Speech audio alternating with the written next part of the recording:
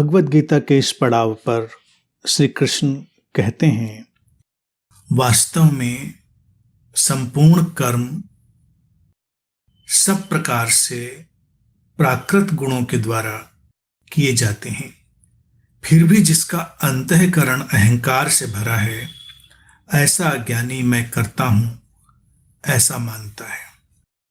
परंतु हे महाबाहु, गुण विभाग और कर्म विभाग के तत्वों को जानने वाला ज्ञान योगी संपूर्ण गुण ही गुणों में बरत रहे हैं ऐसा समझकर उनमें आसक्त नहीं होता है।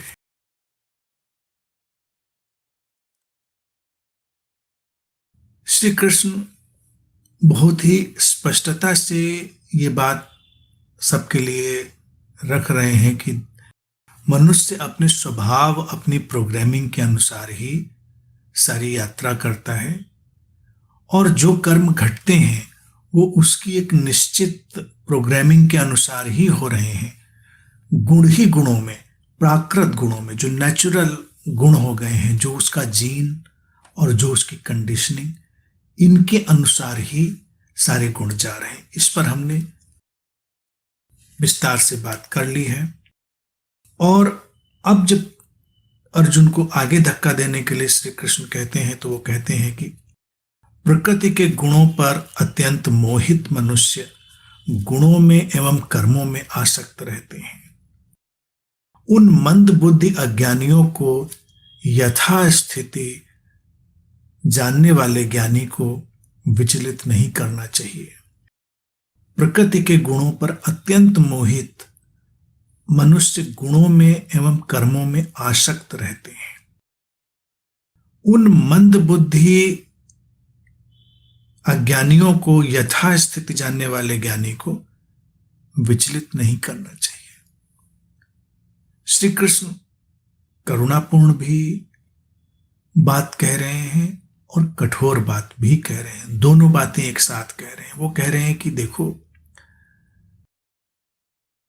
अज्ञानी और मंद बुद्धि, वो कह रहे हैं उनको जो अभी बहुत गहराई में प्रवेश नहीं कर रहे हैं, मानवीय प्रज्ञा की बहुत गहराई में वो प्रवेश नहीं कर पा रहे हैं, उनको वो कह रहे हैं मंद बुद्धि है, अज्ञानी है। वो प्रकृति के गुणों पर मोहित है, आसक्त है। वो उनमें उस तरह से ही व्यवहार कर रहे हैं जैसे एक सम्मोहित व्यक्ति कोई व्यवहार करता है। उनको उससे अन्यत्र, उससे अलग, उससे इतर कुछ और दिखाई ही नहीं देता। गुण आते हैं, टकराते हैं और गुणों के अनुसार ही सारे कार्य हो जाते हैं। वो उससे अलग जाने के लिए भी प्रोग्राम्ड ही नहीं है। उनके जो कर्म हैं उनमें भी वो उतने ही आसक्त हैं। तो श्री कृष्ण कह रहे हैं कि वो एक ऐसे चक्र में घूम रहे हैं जिसका उन्हें अभी ज्ञान ही नहीं है, बस वो घूमे चले जा रहे हैं। तो ऐसे लोगों के लिए श्री कृष्ण कह रहे हैं कि जो ज्ञानी व्यक्ति है, यथास्थिति जानने वाला ज्ञानी है, उसको क्या करना चाहिए?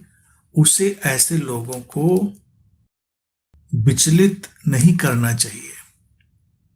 बड़ी अच्छी बात कह रहे हैं कि अभी जो व्यक्ति सोया हुआ है पूरी तरह से, बेवजह में उसको छेड़ने की आवश्यकता नहीं है। उसकी नींद पूरी होगी तभी वो जागेगा। हम अपने सामान्य जीवन में भी देखते हैं कि अगर किसी की नींद पूरी ना हो तो हम उसे जगा नहीं पाते हैं ना। अगर हम उसे छेड़ते हैं तो क्रोधित होता है, नाराज होता है, फिर से करवट बदल कर सो जाता है, यही सब करता है। तो जब ज्ञानी लोग जो यथास्थिति जानते हैं वो ऐसे अज्ञानी और मंद बुद्धियों को बहुत विचलित करते हैं, तब होता क्या है कि दो स्थितियां होती हैं।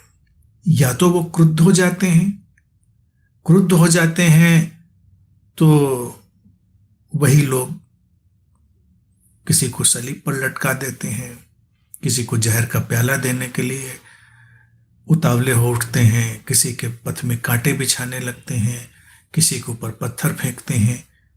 जो गुरुओं बुद्धों के ऊपर ऐसे अत्याचार हुए वो इसीलिए हुए क्योंकि वो इस बात को नहीं जान पाए और उन्होंने उन सोए हुए मंदबुद्धि लोगों को छेड़ दिया, उनको विचलित कर दिया।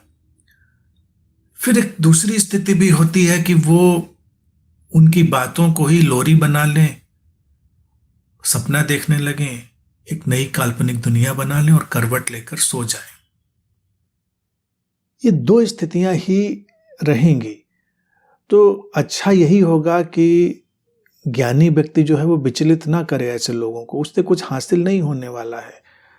अज्ञानी हैं, मंदबुद्धि हैं, और इसका अगर आज के मनोवैज्ञानिक संदर्भ में हम कहें कि वो वस्तुतः बहुत ही अचेतन है, बहुत ही सोए हुए हैं। इतने सोए हुए लोगों को उनकी नींद पूरी कर लेने दो। और कितना विचित्र होता है कि अक्सर जो लोग ऐसे ज्ञान की बातें करते हैं, प्रवचन देना चाहते हैं, वो सोए लोगों के बीच में ही प्रवचन देने की कोशिश करते हैं। कितनी अजीब बात है। सारी भीड़ सोई हुई है और वहां तरह तरह के ज्ञान की बातें। तो ज्ञान की बातें भी अंत में आकर लोरियां बन जाती हैं, सोने के नए उपाय बन जाते हैं। लोग सोए सोए सपने देखने लगते हैं, सोए सोए वो कुछ और तरह का जीवन जीने लगते हैं। ये सारी चीजें होने लगती हैं। तो एक तो छेड़ना नहीं है, बहुत विचलित नहीं करना है, क्योंकि फिर पत्थर चलेंगे, फिर सलीब बनेंगे, फिर जहर के प्याले तैयार होंगे, उससे कुछ फर्क नहीं पड़ता। और वो लोग फिर एक मुश्किल में पड़ जाएंगे। अब चलो, कोई जीसस जैसा व्यक्ति सलीब पर लटक कर भी उन्हें क्षमा कर देगा, कोई सुकरात जैसा व्यक्ति जहर, या मीरा जैसा व्यक्ति जहर के प्याले को भी हंसकर पी लेगा, लेकिन इससे भी उन सोए हुए लोगों पर कोई अंतर तो पड़ने वाला नहीं है। वो तो जस के तस रहेंगे और अपने लिए और पीड़ा का निर्माण कर लेंगे, अपने लिए और कष्टों का निर्माण कर लेंगे। ये स्थिति वैसी ही है कि जो हम अक्सर अपने जीवन में भी, घर परिवार में भी देखते हैं। अभी अभी कोई सोया है और उसको जगाने चले जाए, वो हाथ पैर चलाता है। कई लोग तो बड़े ही आक्रामक हो उठते हैं उस समय, क्योंकि नींद भी पूरी होने की जरूरत होती है। तो जो लोग अभी प्राकृतिक गुणों और उन प्राकृतिक गुणों से हो रहे कर्मों के प्रति सम्मोहित हैं, वो वैसा ही व्यवहार करेंगे, वो उससे अन्यत्र कुछ और करेंगे नहीं। करने दो उनको। हमारे पशु भी तो ऐसा ही कर रहे हैं। तमाम पशु पक्षी, हम उनसे नहीं लड़ते, मनुष्यों से क्यों लड़ रहे हैं? क्योंकि मनुष्यों से हमेशा हम कुछ इतर आशा करते हैं, लेकिन उनके भीतर भी उनका एक पशु है, तो उसको अपना काम पूरा कर लेने दीजिए, श्री कृष्ण कह रहे हैं। और फिर कहते हैं कि मुझ अंतर्यामी परमात्मा में लगे हुए चित्त द्वारा संपूर्ण कर्मों को मुझ में अर्पण करके आशा रहित, ममता रहित और संताप रहित होकर युद्ध कर। अब यहां पर श्री कृष्ण फिर एक छलांग ले गए, व्यक्तिगत से समष्टिगत हो गए हैं, व्यक्ति से निर्वैयक्तिक दशा में चले गए हैं, पर्सनल से इम्पर्सनल कॉन्शियसनेस की तरफ चले गए हैं। इसीलिए कह रहे मुझ अंतर्यामी परमात्मा में लगे हुए।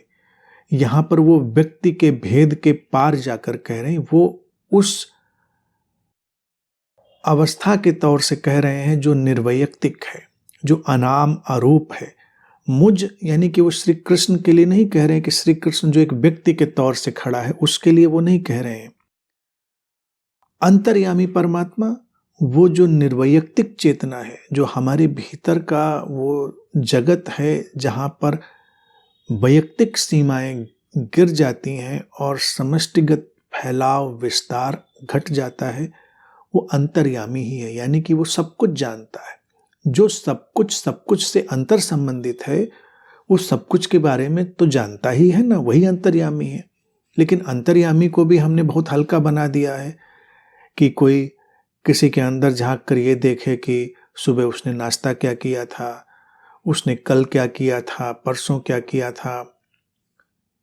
ये सब बातें अंतर्यामी नहीं है। किसी के अंदर विचार क्या चल रहे हैं, कौन क्या सोच रहा है, इसको हम अंतर्यामी बनाए, ये सब अंतर्यामी नहीं है। अंतर्यामी का अर्थ है जो अंतर में व्याप्त हो गया, अंतर में व्याप्त कौन हुआ? जो अंतर संबंधित है, जो अंतर से गुथा हुआ है, वही अंतर्यामी, आयाम, अंतर के आयाम में फैला हुआ है, तो उसी को हम परमात्मा कहते हैं। परमात्मा कोई दूसरी सत्ता नहीं है, कोई दूसरी सत्ता कहीं कोई बैठी हुई परमात्मा है। इम्पर्सनल कॉन्शियसनेस, जो निर्वैयक्तिक चेतना है, वही परमात्मा है। तो श्री कृष्ण कह रहे हैं कि उस निर्वैयक्तिक चेतना में चले जाओ, व्यक्ति को भूल जाओ, तुम अपने व्यक्ति से पीड़ित हो। अर्जुन नाम का जो ये व्यक्ति खड़ा हो गया है, ये पीड़ित कर रहा है, और जब उसको उसकी सीमाओं को गिराकर निर्वैयक्तिक होगे, अस्तित्वगत हो जाओगे, समस्या हल हो जाएगी। तो यहाँ पर वो उसके भीतर के इस ज्ञान को और उसके भीतर के कर्मकांड के पैटर्न को देखते हुए एक पुश देते हैं कि वो ऐसे ही समझे कि मुझ अंतर्यामी परमात्मा में लगे हुए चित्त द्वारा, यानी कि उस फोकस को शिफ्ट कर दो, सीमा से असीम की तरफ ले जाओ, संपूर्ण कर्मों को मुझ में अर्पण कर दो, अर्थात सारे कर्मों को उस स्रोत से आता हुआ जानो, उस निर्वैयक्तिक स्रोत से आता हुआ जानो, और आशा रहित, ममता रहित और संताप रहित होकर युद्ध करो। ये शब्द भी बड़े सुंदर और मनोवैज्ञानिक श्री कृष्ण कह दे रहे हैं, आशा रहित, ममता रहित और संताप रहित।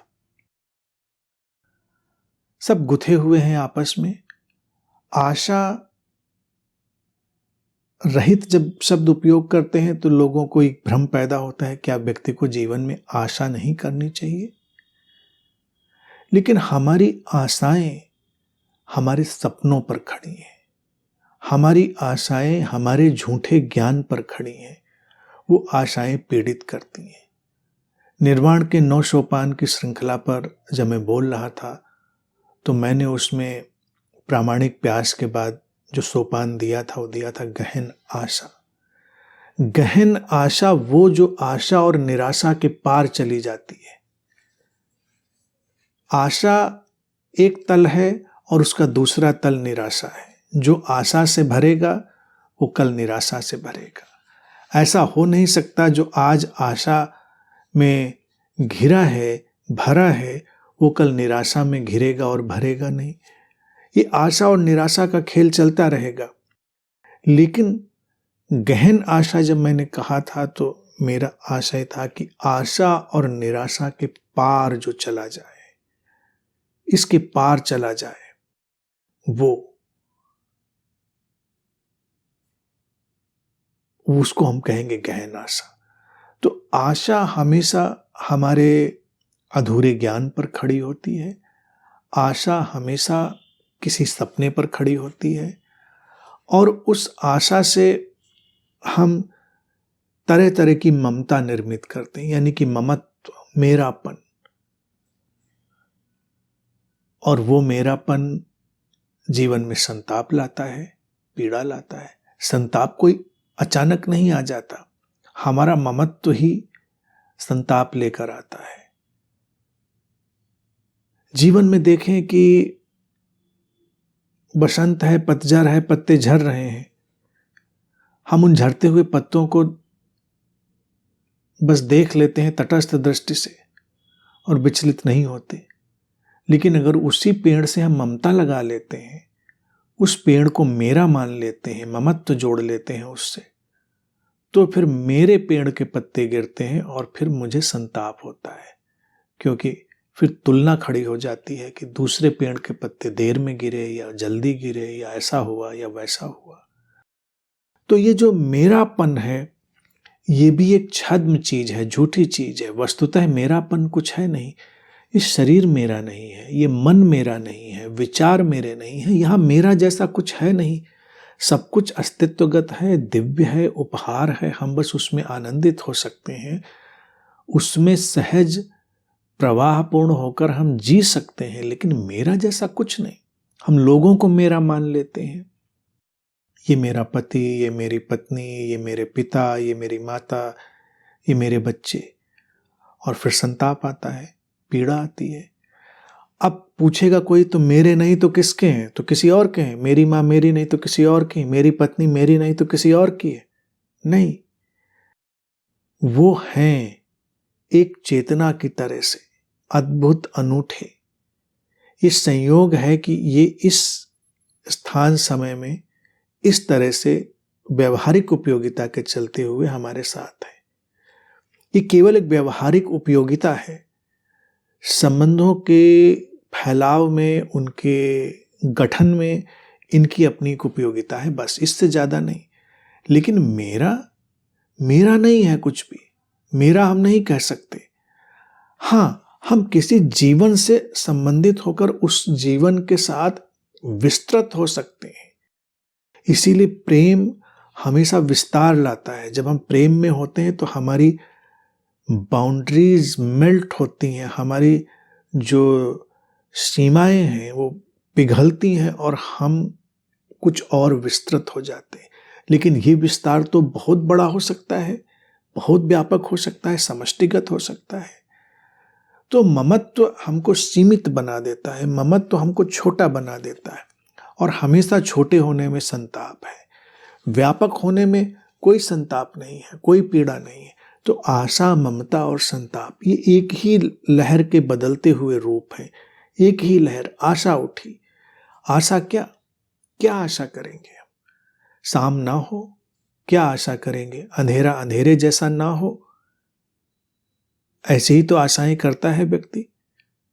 शाम होगी, अंधेरा अंधेरे जैसा होगा, परिवर्तन के जैसा होगा। हमारी आशा से कुछ बदलने वाला नहीं है। तो श्री कृष्ण अर्जुन को वही परिदृश्य दिखा रहे हैं कि देखो, जो परिस्थिति बन गई है, उस परिस्थिति में गुण ही गुणों के द्वारा अपना काम करेंगे। वो जो प्रोग्रामिंग और वो जीन्स का जो एक नृत्य होगा यहाँ पर, वो वही होगा। तो आशा करके तुम संताप की यात्रा पर जाओगे, क्योंकि युद्ध के लिए आतुर मन, युद्ध के लिए प्रोग्राम्ड शरीर मन, वो तैयार हो चुके हैं। युद्ध अवश्यम भावी हो गया है, वो होगा, होकर रहेगा। और तुम आशा कर रहे हो कि तुम्हारे भागने से युद्ध रुक जाएगा, तो रुकेगा नहीं। तुम ममत्व से पड़ गए हो कि ये मेरे हैं, वो तेरे हैं। मेरे तो मान नहीं रहे हैं तुमको मेरा, वो तुम्हें मारने के लिए घूम रहे हैं। जो कल मेरे थे वो आज पराये हो गए हैं। कहाँ यहाँ कुछ टिकता है? तो वो कह रहे हैं कि ये सब संताप लाएगा। तो इस सब को छोड़कर बस तू उस निर्वैयक्तिक चेतना में, उस अनाम अरूप स्रोत में अपने कर्मों को समर्पित करके बस युद्ध कर। श्री कृष्ण के वक्तव्यों की विशेषता देखिए, और धैर्य देखिए, करुणा देखिए, प्रेम देखिए। बेचारे हर बार फाइनल बात कह देते, हर बार। और मैं जब देखता हूं श्री कृष्ण को तो मैं बिल्कुल उनके साथ एकाकार हो जाता हूं, क्योंकि मेरी भी यही समस्या है। और बुद्धों की, गुरुओं की पीड़ा हम नहीं देखते कि वो हर बार एब्सोल्यूट बात कहते, परम, परिपूर्ण, और बात खत्म कर देते। लेकिन सामने वाले बात खत्म नहीं होने देते, फिर नई बात शुरू हो जाती है, फिर सिलसिला चलता है, फिर आगे बोलना पड़ता है। श्री कृष्ण देख रहे हैं, वो फाइनल बात कह देते हैं, और यही गुरु लोग करते हैं। वो देखते हैं, आंखों में देखा जा रहा है, नहीं समझा, कोई चिंगारी नहीं जागी इसके अंदर, कोई स्पार्क नहीं आया। तो आगे का वक्तव्य आता है, जो मनुष्य दोष दृष्टि रहित और श्रद्धा युक्त होकर मेरे इस मत का सदा अनुकरण करता है, वो संपूर्ण कर्मों से छूट जाता है। पर जो मनुष्य मुझ में दोषारोपण करते हुए मेरे मत अनुसार नहीं चलते हैं, उन मूर्खों को तू ज्ञान में मोहित और नष्ट हुआ ही समझ। अब यहां मेरा, श्री कृष्ण व्यक्तिगत मेरे के लिए नहीं कह रहे हैं, ये बात ध्यान रखनी है। यहीं से कल्ट बनते हैं, यहीं से संप्रदाय बनते हैं, यहीं से पीछे अनुयायियों की एक भ्रामक भीड़ निर्मित होती है। श्री कृष्ण यहाँ पर एक निर्वैयक्तिक चेतना की तरह से, एक इम्पर्सनल कॉन्शियसनेस की तरह बात कर रहे हैं, और बात सटीक है। वो कह रहे हैं कि जो मनुष्य दोष दृष्टि रहे, दोष अर्थात जो अज्ञान और अचेतनता से मुक्त दृष्टि से देख रहा है, श्रद्धा युक्त होकर मेरे इस मत का, मेरा मत नहीं, मेरा यानी कि उस स्रोत की जो बात है कि सब कर्म उस स्रोत से ही उपज रहे हैं, अनुकरण करता है, यानी कि इसी अनुसार चलता है, समझता है, वो संपूर्ण कर्मों से छूट जाता है। जिसने ये जाना कि प्राकृत गुण, ये जीन, ये प्रोग्रामिंग, ये गुण ही गुणों में बरत रहे हैं, व्यवहार हो रहे हैं, कर्म हो रहे हैं, ये मत नहीं, ये कोई नैरेटिव नहीं दे रहे हैं श्री कृष्ण कि कोई अलग मत पैदा कर रहे हैं, वो तो तथ्य कह रहे हैं कि ऐसा ही है। तो उस स्रोत से आई हुई इस अंतर्दृष्टि को जो लोग नहीं समझ पाते, परेशान होते हैं, जो समझते हैं वो कर्मों से मुक्त हो जाते हैं, यानी कर्म उनको बांधते नहीं। श्रद्धा एक समझ है। श्रद्धा को लोग समझते हैं कि श्रद्धा युक्त जैसे शब्द उपयोग कर दिया, तो श्रद्धा से लोग समझते हैं कि श्रद्धा कोई बटोर कर इकट्ठा की गई भावना है। नहीं, श्रद्धा कोई भावना है ही नहीं। श्रद्धा एक सुस्पष्ट समझ है, एक क्रिस्टल क्लियर अंडरस्टैंडिंग है, वही श्रद्धा है। हम आग पर बर्तन चढ़ाते हैं, पानी उबलता है, ये हमारी श्रद्धा है, हमारी समझ है स्पष्ट कि हम जानते हैं आग यही करेगी। हम आग में हाथ नहीं डालते, ये भी श्रद्धा है हमारी, क्योंकि समझ है स्पष्ट कि आग हाथ जला देगी, तो हम श्रद्धा युक्त व्यवहार कर रहे हैं। श्रद्धा युक्त व्यवहार का तात्पर्य है सुस्पष्ट समझ से निकला हुआ व्यवहार। श्रद्धा ये नहीं है कि श्री कृष्ण जप रहे हैं, राधे राधे कह रहे हैं, किसी से बोलते हैं तो जय श्री कृष्णा के बिना काम ही नहीं शुरू करते, बातें नहीं आगे बढ़ाते हैं, कपड़े पहन लेते हैं वैसे ही नीले पीले लाल नारंगी, और बड़ी श्रद्धा दिखाते हैं कि मूर्ति को ऊंचा रखेंगे, मूर्ति को ऐसे रखेंगे, मूर्ति को वैसे रखेंगे, श्री कृष्ण का नाम वैसे लेंगे, ऐसे लेंगे, नहा कर लेंगे, सिर के बल खड़े होकर लेंगे। श्रद्धा के अजीबो गरीब सर्कस हम देखेंगे। जब श्रद्धा की बात होती है तो जिन हम तथाकथित श्रद्धालुओं को देखते हैं, हम इसलिए कहते हैं ना कि ये तीर्थ यात्रा में कौन आए, श्रद्धालु आए हैं। श्रद्धालु तो बिल्कुल वो सोए हुए लोगों की भीड़ होती है, जिसको श्री कृष्ण पहले ही अज्ञानी, मूर्ख और पता नहीं क्या क्या कह के चले आए हैं। श्री कृष्ण यहाँ पर बड़े कठोर ढंग से डील कर रहे हैं सारी बात को। तो वो अज्ञानियों की भीड़ ही इकट्ठी होती है जिसको हम कहते हैं श्रद्धालु। लेकिन श्री कृष्ण की श्रद्धा वो नहीं है। श्री कृष्ण की श्रद्धा है क्रिस्टल क्लियर अंडरस्टैंडिंग, सुस्पष्ट समझ के स्रोत से ही निकलकर सारे कर्म गतिमान होते हैं। वो पोटेंशियल जो डायमेंशन है वहीं से सारी धाराएं निकलती हैं, संभावित क्षेत्र से, और ऐसे जो चलता है वो सारे कर्मों से मुक्त हो जाता है। फिर वो कहते हैं परंतु जो मनुष्य मुझ में दोषारोपण करते हुए मेरे मत अनुसार नहीं चलते। दोष का अर्थ होता है कमी निकालना। दोष मुक्त हुआ जो कोई कमी नहीं देखता, बिल्कुल पूरी बात समझ में आ गई। हम धूप में गए और धूप का आनंद लिया तो हम दोष मुक्त ढंग से धूप में गए, क्योंकि हम जानते हैं कि धूप क्या करेगी। हम बारिश में गए और भीगे तो हम उसको कैसे भाषा में कहेंगे, दोष मुक्त भीगे हम, क्योंकि हम जानते हैं कि भीगेंगे। और दोषारोपण करते हुए जब कोई दोष देखेगा वो कहेगा भिगोना चाहिए कि नहीं भिगोना चाहिए, ये भिगोना गलत है, ये भिगोना अच्छा नहीं है, धूप अच्छा नहीं करती, तो वो दोष कमियां तमाम तरह की फिर निकलेंगी। मेरे मत अनुसार नहीं चलते हैं। कोई श्री कृष्ण व्यक्तिगत सत्ता नहीं जिसका मत हो, ध्यान रखें। वो सुप्रीम अंडरस्टैंडिंग, घटनाएं घटती हैं, परिस्थितियां बनती हैं, कृत्य होते हैं, और करने वाला कोई भी व्यक्तिगत करता नहीं है। वो परम समझ जो उसके अनुसार नहीं चलते हैं, श्री कृष्ण कह रहे हैं उन मूर्खों को तो ज्ञान में मोहित और नष्ट हुआ ही समझ। कितना मूर्ख, मूढ़, अज्ञानी शब्द उपयोग कर रहे हैं। इतना तो मैं भी नहीं कहता, मैं भी तो बड़े विनम्रता से बात करता हूँ। पढ़ते हुए मुझे हैरानी हो रही है कि श्री कृष्ण तो प्यार प्यार में बड़ी कठोरता की बातें कर लेते हैं। उनको तू ज्ञान में मोहित और नष्ट हुआ ही समझ। वो कुछ अलग तरह के ही ज्ञान में मोहित हो गए हैं और उनके नैरेटिव्स हैं, और नैरेटिव्स में, आख्यानों में उलझा हुआ व्यक्ति नष्ट ही हो जाएगा। मतों में, वादों में उलझा हुआ व्यक्ति नष्ट ही हो जाएगा, नष्ट ही हो जाता है, क्योंकि वो अखंडित सत्ता के बजाय खंडित सत्ता की ओर जाता है। वो व्यापकता के बजाय क्षुद्रता की तरफ जाता है, असीमता के बजाय सीमा की तरफ जाता है। फिर आगे श्री कृष्ण कहते हैं, सभी प्राणी प्रकृति को प्राप्त करते हैं, अर्थात अपने स्वभाव के परवश हुए काम करते हैं। ज्ञानवान भी अपनी प्रकृति के अनुसार चेष्टा करता है, फिर इसमें किसी का हट कैसे चलता है। वो कह रहे सभी प्राणी, ज्ञानी अज्ञानी, प्रकृति को प्राप्त करते हैं। उनकी अपनी प्रकृति बन गई है, उनका एक स्वभाव बन गया है, उसके अनुसार ही वो जो कुछ भी उनसे हो रहा है वो हो रहा है।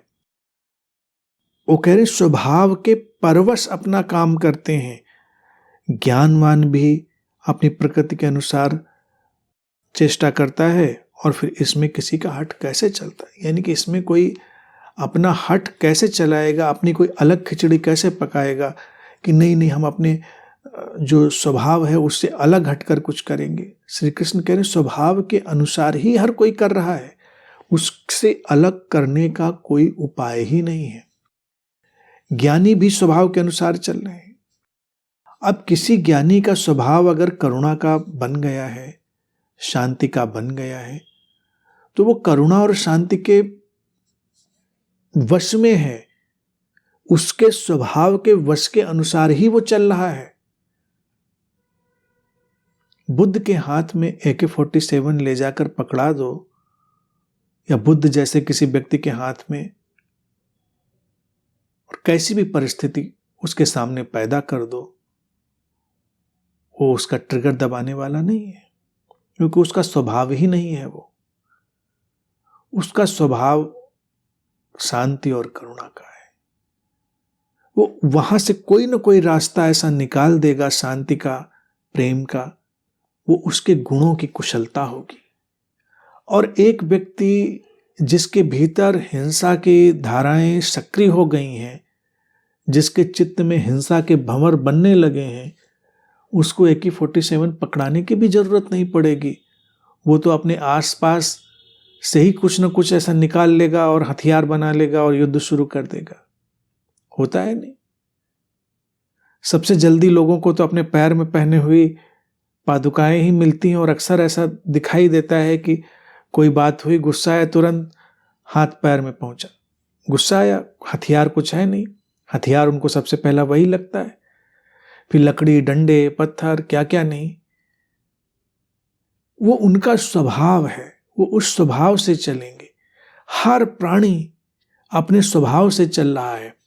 स्वभाव का भी एक वश है, यानी कि जब वो डिजाइन हो गई है तो वैसी ही हो गई है। श्री कृष्ण कह रहे इससे ज्ञानी भी अछूते नहीं है, कि ये मत सोचो कि जिसको हम कह रहे हैं कि ये बिल्कुल परम ज्ञानी है, ये कुछ और करेगा। उसका अपना एक ढांचा, अपना एक स्ट्रक्चर बन गया है, वो अपने ढांचे, अपने स्ट्रक्चर के अनुसार चलेगा। इसीलिए भिन्नता है, इसीलिए लोग इतने भिन्न भिन्न दिखाई देते हैं। ये भिन्नता बनी रहेगी उन प्राकृत गुणों के अनुसार।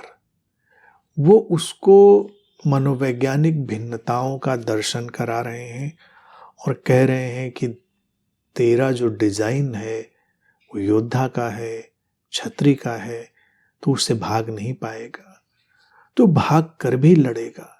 कई लोग हैं भाग जाते हैं जीवन से और फिर भी लड़ाई लड़ते रहते हैं। गुण है उनका, वो स्वभाव है। अब देखो, कई लोग हैं, अध्यात्म का अर्थ क्या हुआ? महत्वाकांक्षा से भागना। वो पद की प्रतिष्ठा से भाग जाएंगे, वो किसी संस्थान, किसी व्यवस्था में जो उनको प्रसिद्धि प्रतिष्ठा मिल रही थी उसका त्याग करके भाग जाएंगे। तमाम ऐसे लोग हमें, आध्यात्मिक लोग भी मिल जाएंगे समाज में। फिर वो अपना कोई संगठन खड़ा कर देंगे, फिर वहां से वो प्रतिष्ठा की दौड़ में चले जाएंगे। चाहिए उनको प्रतिष्ठा ही थी, चाहिए उनको प्रसिद्धि ही थी, चाहिए उनको वही सब कुछ था, लेकिन वो रास्ता शायद उनको रास नहीं आया तो कोई और रास्ता पकड़ लिया। अक्सर होता है रास्ते रास नहीं आते, वो जो व्यवस्था है वो रास नहीं आती, लेकिन गुण तो गुण का ही काम करेगा। गुण तो वैसे ही जो काम करने के लिए बन गए हैं वैसे ही करेंगे। श्री कृष्ण कह रहे हैं कि हर कोई ऐसे ही कर रहा है। तो इसलिए सीधी साफ जिंदगी क्यों नहीं जीते हो? जो सामने है देखो, पहचानो और सोचो कि ज्ञानी कुछ अलग करते होंगे, तो इसीलिए श्री कृष्ण उसको कह रहे हैं कि ज्ञानी भी अपनी प्रकृति के अनुसार ही करता है। इसमें किसी का हट कहाँ चलता है? हट होता भी नहीं, हट चलता भी नहीं, यानी कि जिद करके कोई उसको बदल नहीं पाता। घूम फिरकर सब वही का वही हो जाता है, स्वभाव के अनुसार ही संचालित हो जाता है। आगे श्री कृष्ण कहते हैं, ऐन्द्रिय विषयों में राग और द्वेष छिपे हैं। मनुष्य को इंद्रियों और विषयों के वश में नहीं होना चाहिए, क्योंकि ये दोनों ही कल्याण मार्ग में विघ्न डालने वाले महान शत्रु हैं। ऐन्द्रिक विषय, सेंसरी परसेप्शंस, हम अपनी इंद्रियों के माध्यम से जिस फैले हुए संसार का दर्शन करते हैं वो सीमाओं का निर्माण कर देता है। इंद्रियां एक फिल्टर है और उस फिल्टर से जो कुछ भी हमारे भीतर जाता है वो हमारी इंद्रिय की क्षमता, संभावना, कुशलता के अनुसार जाता है और उसकी उतनी ही सीमाएं बन जाती हैं। और ये सारा जो विषय चारों तरफ फैला है, ये जो संसार का विषय, श्री कृष्ण कहते हैं इसमें मुख्य चीज क्या बन जाती है? अगर व्यक्ति सोया हुआ है ऐन्द्रिक विषयों में, राग और द्वेष। राग किसी बात में अतिरिक्त लगाव, द्वेष किसी बात में अतिरिक्त द्वेष। ये मूल भावनाएं हैं, राग और द्वेष। ये भी उसी आशा, ममता और संताप की पृष्ठभूमि से निकले हुए बच्चे हैं, राग और द्वेष।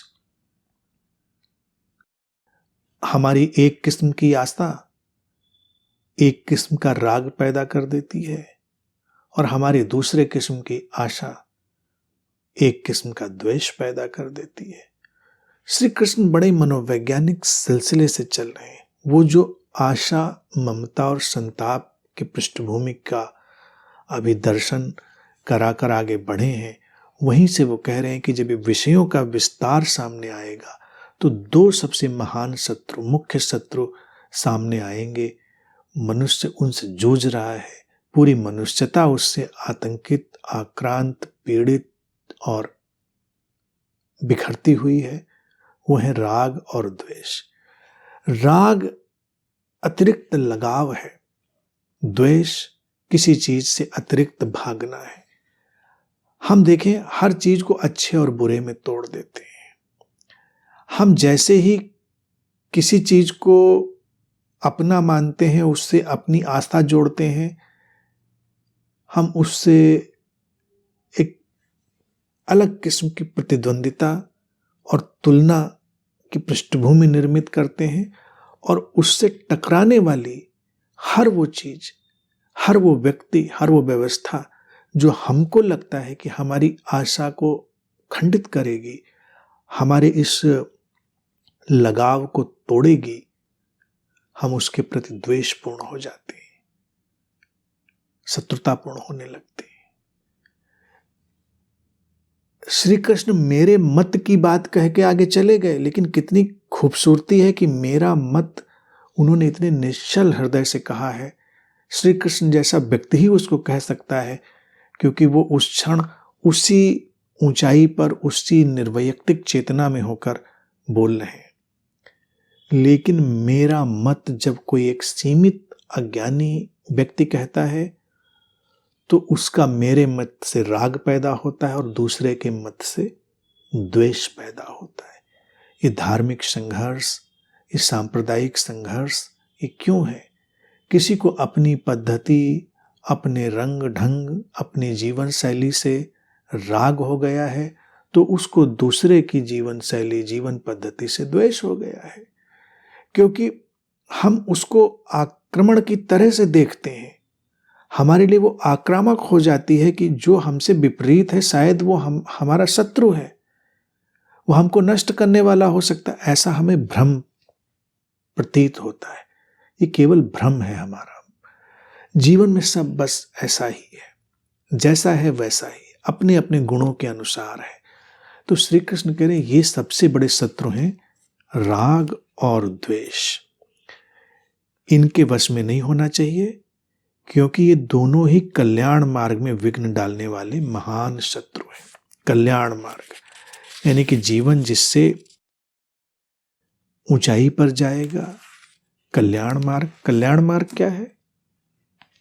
कल्याण मार्ग है जिस पथ से, जिस व्यवस्था से, जिस समझ से जीवन में शांति, प्रसन्नता, प्रेम और समस्वरता के फूल खिले, उनकी सुवास फैले, वो कल्याण मार्ग है। तो कल्याण मार्ग में ये राग और द्वेष बाधा है। धार्मिक लोग पता नहीं कौन सी धार्मिकता साधते हैं।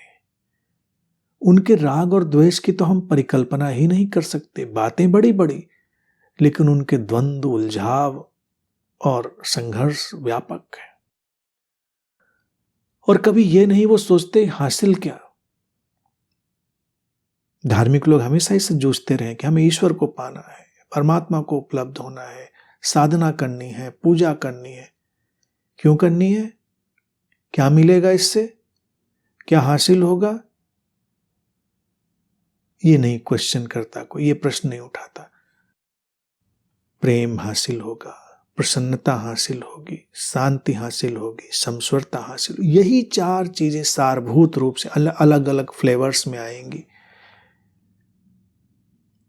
और ये तब खंडित हो जाएंगी जब कोई राग पैदा हो जाएगा, कोई द्वेष पैदा हो जाएगा, क्योंकि ये दोनों महान शत्रु हैं। होता है देखो संबंधों में, जैसे कोई अपना किसी को मानता है, उससे राग बनाया तो दूसरे के प्रति द्वेष में चला गया। हम एक चेतना के संपर्क में आए, उससे उल्लसित, आनंदित, प्रसन्न हुए, तो ये सुंदर बात है और अस्तित्व का उपहार है। इसमें राग की आवश्यकता तो नहीं थी। राग आया नहीं कि द्वेष आया नहीं। हमने अपने बच्चे को महान माना नहीं कि दूसरे के बच्चा हमारे लिए गैर महान हुआ नहीं। अपना पूत पुतंगड़, दूसरे का पूत धतिंगड़। पुतंगड़ मोह है, धतिंगड़ द्वेष है, राग है और द्वेष है। क्योंकि ये मेरा है तो बड़ा श्रेष्ठ है और वो मेरा नहीं है तो अश्रेष्ठ है।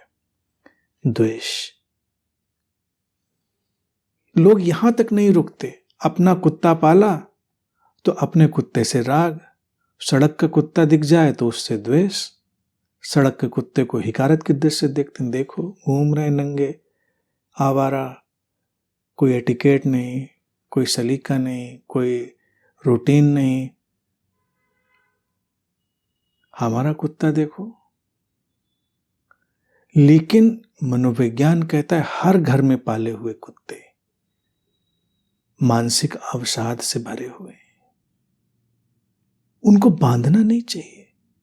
हम अपने राग के चलते हुए पशुओं को भी पाल लेते हैं, बांध लेते हैं, उनकी अपनी रूटीन से उनको दूर कर देते हैं। तो जो नए मनोवैज्ञानिक शोध हैं वो कहते हैं कि 99% घरों में पले हुए पशु डिप्रेशन के शिकार हैं, अवसाद के, क्योंकि हमारे राग ने उनको वहां पहुंचा दिया है। तो इस राग द्वेष के महान शत्रु से जो दोनों जुड़वा भाई हैं, एक सिक्के के दो पहलू, एक सिक्के की तरफ राग है तो दूसरे की तरफ द्वेष है, उनसे बच जाएं तो जीवन कल्याण मार्ग की ओर अग्रसरित होता है, कल्याण की तरफ बढ़ता है। कल्याण बिल्कुल सुस्पष्ट है। जिस जीवन में शांति की धाराएं गहरी से गहरी हो रही हैं, कल्याण की तरफ जा रहा है। जिस जीवन में प्रसन्नता, प्रेम, समस्वरता की धाराएं गहरी से गहरी हो रही हैं, वो कल्याण की तरफ जा रहा है। बाकी कोई भी कल्याण नहीं, एक ही कल्याण मार्ग है। तो श्री कृष्ण यहां तक बड़ी सुस्पष्ट और निर्मम ढंग से बात कह रहे हैं। यहां उनकी शैली देखने वाली है, कमाल की शैली है, और एज अ गुरु वो बिल्कुल ही एक अलग आयाम पर यहां पर खींच कर ले जाते हैं कि वो प्रेमपूर्ण भी हैं, करुणापूर्ण भी हैं और निर्मम भी हैं। शब्दों का चुनाव, कहने का ढंग उनका बिल्कुल कठोर है और साथ ही साथ अपनी प्रीति से, अपनी सौम्यता से उसको संभाले हुए भी। ये बड़ा ही अनूठा संतुलन है, वही उनको श्री कृष्ण बनाता है।